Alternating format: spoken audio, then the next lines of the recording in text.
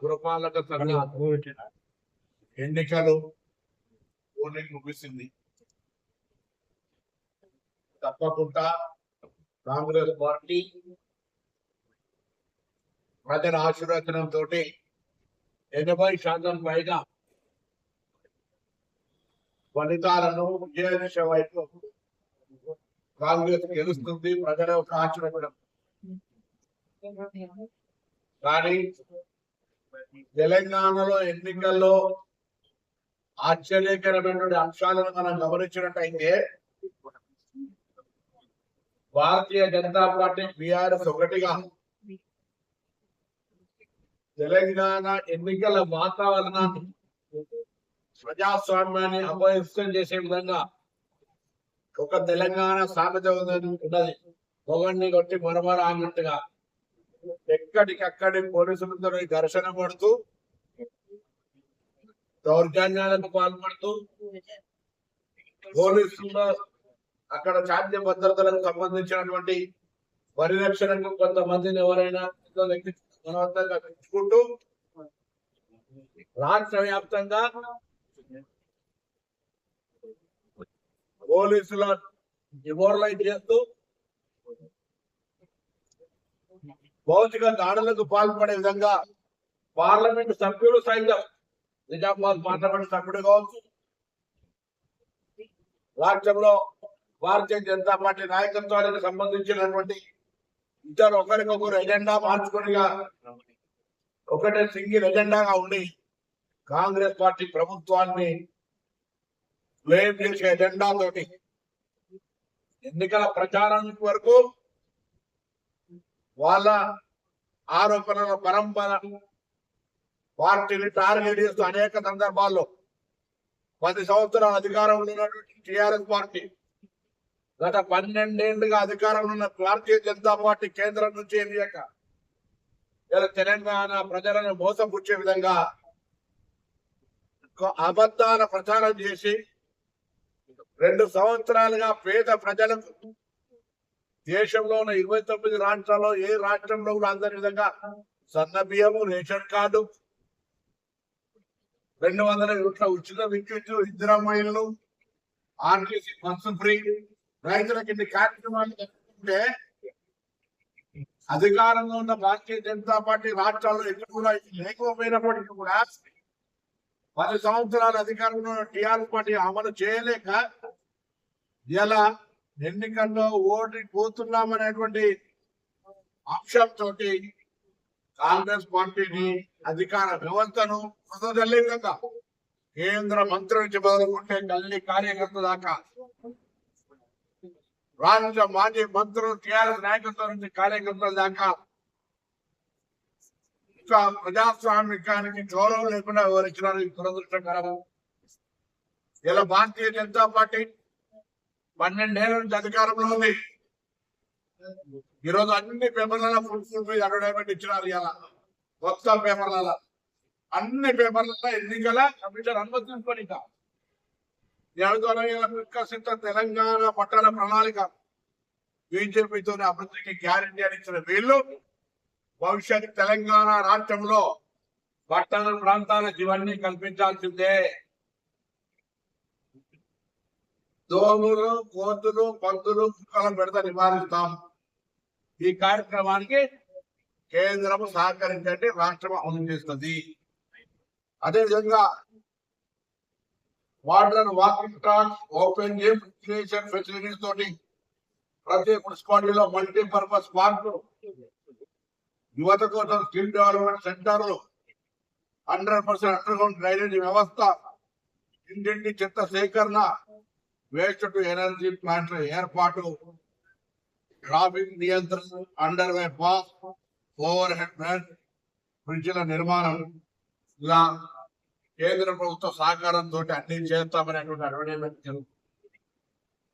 మీరు అధికారంలో లేకపోతే మున్సిపాలిటీలోకి వెళ్తే రాష్ట్ర ప్రభుత్వము, కేంద్ర ప్రభుత్వం కింద మీద పెరుగు, కానీ పట్టణ ప్రజల అవసరాలు మాత్రం మీరు చెప్పినటువంటి విధంగా తీర్చాల్సింది.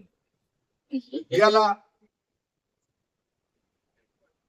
కక్ష కట్టుకొని, పని కట్టుకొని, ఉద్దేశపూర్వకంగా ఎన్నికల ప్రక్రియను మొత్తంగా ప్రజాస్వామికంగా జరుగుతున్నటువంటి ఎన్నికల ప్రక్రియను తెలంగాణ రాష్ట్రం మొత్తం మీద అనేక మున్సిపాలిటీల్లో ఈరోజు వాళ్ళని చెప్పినటువంటి సామెత ప్రకారంగా మొగన్ని కొట్టి మరొమర అన్నట్టుగా దౌర్జన్యాలకు పాల్పడుతూ బదనాం చేస్తూ దౌర్జన్యాలకు పాల్పడుతూ పోలీసుల మీద దాడులకు పాల్పడే విధంగా అనేక సందర్భాల్లో అనేక రకాల వ్యవహారాలు చేస్తారు. వీడియోలు అనేకంగా ఉన్నాయి, పత్రికలు వీడియోలు చూస్తా ఉన్నాం. చాలా జాగాల్లో ఓటర్లను ప్రలోభ పెట్టడానికి 10 సంవత్సరాల అధికారంలో ఆ పార్టీ ఈ పార్టీ విచ్చలవిడిగా డబ్బులు ఖర్చు చేసి ప్రలోభ పెట్టే ప్రయత్నం చేసినారు. ముఖ్యమంత్రిని, మినిస్టర్స్, ఎమ్మెల్యేలని, నాయకులను టార్గెట్ చేస్తూ ఈరోజు Bharatiya Janata party TRS party కలిసి వ్యవహారం నడిపే విధంగా వ్యవహారం చేసేది. ఇలా ఎవరన్నీ చేసినా కాంగ్రెస్ ప్రజాపాలన ప్రభుత్వం, రేవంత్ రెడ్డి గారి నాయకత్వంలో ఉన్న ఈ ప్రభుత్వం రూరల్ పబ్లిక్ ఏ విధంగా సర్వీస్ చేస్తా ఉన్నామో అర్బన్ పబ్లిక్ కూడా మా మీద విశ్వాసం పెట్టి అర్బన్ డెవలప్మెంట్ అనేటువంటిది కాంగ్రెస్ తోటే సాధ్యం. భవిష్యత్తు 3 సంవత్సరాలు కూడా ఇంకా అధికారంలో ఉండి మళ్ళీ 5 సంవత్సరాల అధికారంలో వీళ్ళే వస్తారు కాబట్టి తప్పకుండా కాంగ్రెస్ పార్టీకి సంబంధించినటువంటి ప్రతినిధులని ఎన్నుకోవాలి, వాళ్ళకి అవకాశం ఇవ్వాలి అనేటువంటి ఆలోచనతో ప్రజలు కాంగ్రెస్ పార్టీని గెలిపించే విధంగా చర్యలు తీసుకున్నారు. వాళ్ళని నేను సందర్భంగా ధన్యవాదాలు తెలియజేస్తాను. ఎవరెన్ని కుట్రలు చేసినా, ఎవరెన్ని రకాలుగా దుష్ప్రచారాలు చేసినా, ఎంత ప్రభుత్వంలో విమర్శించేటువంటి ప్రయత్నం చేసినా, అరాచకత్వం సృష్టించే ప్రయత్నం చేసినా, శాంతి భద్రతలకు భంగం కలిగించాలని చేసినా ప్రజలు నిర్భరంతో కాంగ్రెస్ వైపు నిలుస్తున్నారు. రాష్ట్ర వ్యాప్తంగా మెజార్టీ 80% పైన కాంగ్రెస్ మున్సిపల్ గెలుపు జరుగుతా ఉంది. ఇది ప్రజాస్వామ్యానికి నిదర్శనం అనే మాట మనం చేస్తాం. తప్పకుండా ప్రజల ఆకాంక్షకు అనుగుణంగా మేము ఇచ్చినటువంటి పురపాలక అభివృద్ధికి ఇచ్చినటువంటి హామీలకు అనుగుణంగా తప్పకుండా మా ప్రజాపాలన ప్రభుత్వం అభివృద్ధి చేస్తుంది. కేంద్రం ఇచ్చినటువంటి మాట ప్రకారంగా ఇది కేంద్ర ప్రభుత్వ పార్టీ, తెలంగాణ శాఖ వీళ్ళకు ముందు నుంచి కూడా అధికార దాహం కోసం మాత్రమే తెలంగాణను వ్యతిరేకించినప్పటికీ, తెలంగాణ విభజన సాక్షాత్ ప్రధానమంత్రి గారు వ్యతిరేకించినప్పటికీ, తెలంగాణ నిధులు ఇవ్వక తెలంగాణ పట్ల వివక్షగా వ్యవహారం చేస్తున్నప్పటికీ, ఎప్పటికప్పుడు ప్రభుత్వం దాన్ని అడుగుతున్నప్పటికీ, గౌరవ ప్రధానమంత్రి గౌరవ కేంద్ర మంత్రులు కలుస్తున్నప్పటికీ తెలంగాణ పట్ల వివక్ష చూపెట్టిన సందర్భంలో ఎట్లనైనా సరే అధికారంలోకి రావాలనేటువంటి దుర్బుద్ధితోటి పక్కా తెలంగాణ వ్యతిరేకి, తెలంగాణ కడుపు పడితే కోనసీమ చెట్లెండిపోయినాయి అని చెప్పి తెలంగాణ ప్రజలను అవమానపరిచిన వ్యక్తితో పొత్తు పెట్టుకునే దురదృష్టకరం. అంటే రాజకీయ దిగజారుడుతనం, అధికారం కోసం భారతీయ జనతా పార్టీ ఎలా వెంపర్లాడిందో ఈ యొక్క సంఘటన యావత్ తెలంగాణ ప్రజలకు అర్థమైంది. ఎన్నికలంటే ప్రజాస్వామికంగా ప్రచారం చేసుకునే హక్కు ఉంది, కానీ మతం పేరు మీద మతాన్ని ఒక ఎజెండాగా చేసుకొని నడిపేటువంటి కార్యక్రమం జరిగింది. ఇది దురదృష్టకరం. ఏది ఏమైనా ఇలా కాంగ్రెస్ పార్టీని, కాంగ్రెస్ ప్రభుత్వ భవిష్యత్తు ప్రణాళికను విశ్వసించారు తెలంగాణ ప్రజలు. తెలంగాణ గోపాలకాలన్నీ కాంగ్రెస్ పార్టీ కైవసమవుతున్నాయి. ప్రజల ఆకాంక్షకు అనుగుణంగా భవిష్యత్ అభివృద్ధి జరుగుతుంది. కానీ ఇదే సందర్భంలో తెలంగాణ కాంగ్రెస్ పార్టీ పక్షాన, తెలంగాణ ప్రభుత్వం పక్షాన ఇలా భారతీయ జనతా పార్టీ ఇచ్చినటువంటి హామీలన్నింటినీ అమలు కోసం మున్సిపాలిటీ వారిగా ఎజెండా పెట్టుకొని చెప్పిన మాట ప్రకారంగా ప్రభుత్వంలో ఉన్న వేరు కేంద్రంలో మున్సిపాలిటీ ప్రభుత్వం పడిపోతుంది అడగాం. కానీ కేంద్రంలో అర్బన్ డెవలప్మెంట్ మినిస్ట్రీ నుంచి ఇవన్నీ ఇచ్చే బాధ్యత మీది. ఇవ్వాల్సిన బాధ్యత భారతీయ జనతా పార్టీని.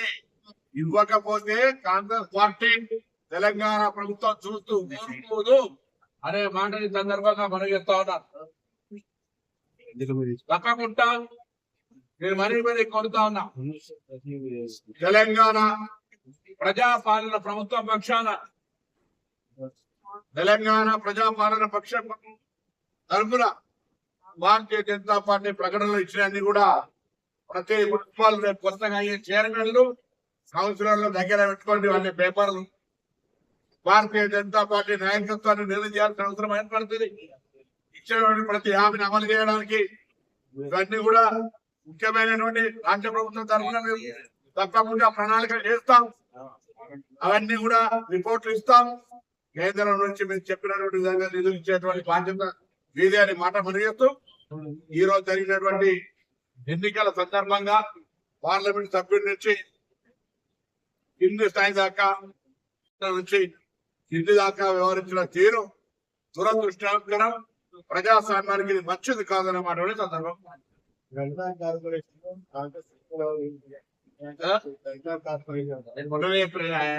పాలిటిషియన్ జ్యోతిషాస్త్రం చదివే తప్పకుండా మా ప్రయత్నంగా గద్దల కమలాకర్ సిట్టింగ్ ఎమ్మెల్యే ఆయన అంటే శాసనసభ్యుడు 5 ఏళ్ళు మంత్రి చేసిండు. నేను చేసిన మొత్తం భూకబ్జా చేసినా నేను గెలుస్తానని కూతుండేది. నేను తప్పకుండా ప్రజలు మమ్మల్ని గెలిపిస్తారనే విశ్వాసం ఉంది. మెజార్టీ సీట్లు వస్తాయి, రావాలని కోరుకుంటున్నాం. మా నాయకత్వం అంతా సమీక్షగా మేము ఎన్నికలను ఎదుర్కొన్నాం. ప్రజలు మమ్మల్ని ఆశీర్వదించాలని ఆశీర్వదిస్తారని విశ్వాసం ఉంది.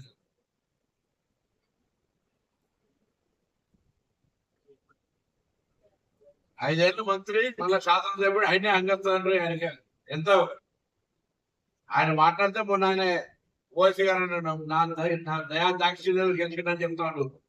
మళ్ళీ ఆయన బీజేపీలో కలుస్తారని చెప్తాడు. ఆయన రాజకీయ భవిష్యత్తు ఆయనకే తెలియదు. బాబు ఇవాళ ఉద్యోగం జీవులకే గురించి మాజీ మంత్రి శాసనసభ్యుడు కట్టబడా ఏ పద్ధతిలో వ్యవహారం చేయాలని కూడా తెలియాలని టీవీలో చూసిన జీవులకి దించి దౌర్జన్యాన్ని అట్లా ఆడుకుంటూ పోతాడు.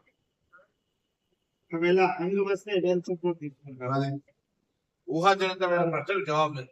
మేము మెజార్టీ జవాబు దేని అధికారులు అందిస్తాము, మాకే మెజారిటీ వస్తుంది. చెప్పండి అంటే చాలండి.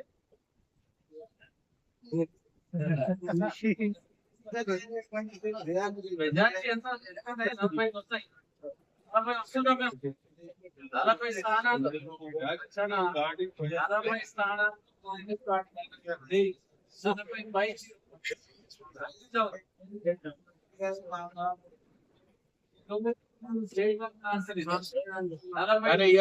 జరిగిన ఎలక్షన్ అబ్జర్వేషన్ ఇంత చెప్పినట్టుగా వాళ్ళే ఎక్కడ ఇంకా ఓటులను వెళ్తే ఆ ప్రాంతాలు తిరగచ్చు, కానీ ఓటులను వెళ్తే తిరుగుతారు. మన పోలీసులు ఎందుకుంటే వాళ్ళ దాడి అనేక సందర్భాలు డైరెక్ట్ పోలీసులు ఎక్కడ తీసుకున్నాం నిజామాబాద్ అంటే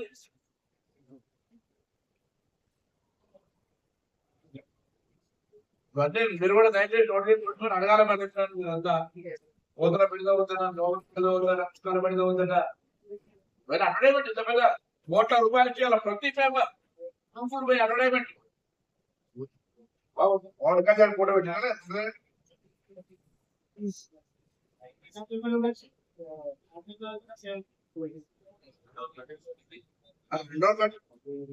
సేవ్ తెలంగాణ, సేవ్ తెలంగాణ అర్థం కాదు. తెలంగాణ ఏర్పాటును తల్లి ఉట్టి బిడ్డ చచ్చిపోయిందని సాక్షాత్ పార్లమెంట్ అవమాన పరచడానికి తెలంగాణలో ఓటడికి హక్కే లేదు. తెలంగాణకు 2 బడ్జెట్లు ₹1 నిధులు ఇవ్వడానికి అసలు అడిగే హక్కే లేదు.